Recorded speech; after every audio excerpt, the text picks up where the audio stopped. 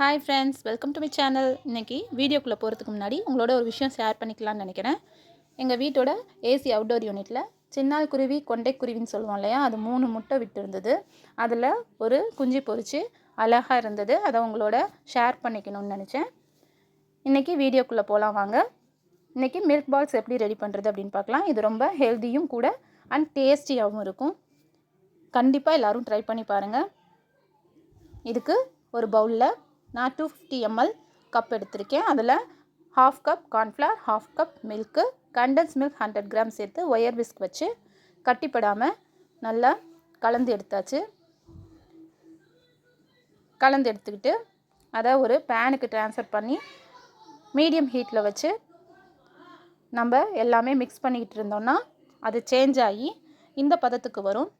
வந்ததுக்கப்புறமா ஸ்டவ்வை ஆஃப் பண்ணிவிட்டு பட்டர் கொஞ்சமாக சேர்த்துருக்கேன்.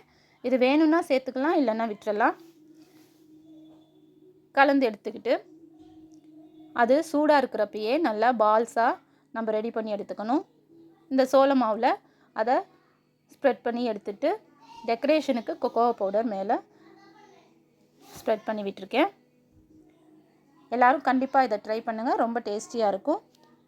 பிடிச்சிருந்தால் லைக் பண்ணி ஷேர் பண்ணுங்கள், சப்ஸ்கிரைப் பண்ணுங்கள், மறக்காமல் சப்ஸ்கிரைப் பண்ணுங்கள். தேங்க்யூ ஃப்ரெண்ட்ஸ், பாய். இன்னொரு வீடியோவில் மீட் பண்ணலாம்.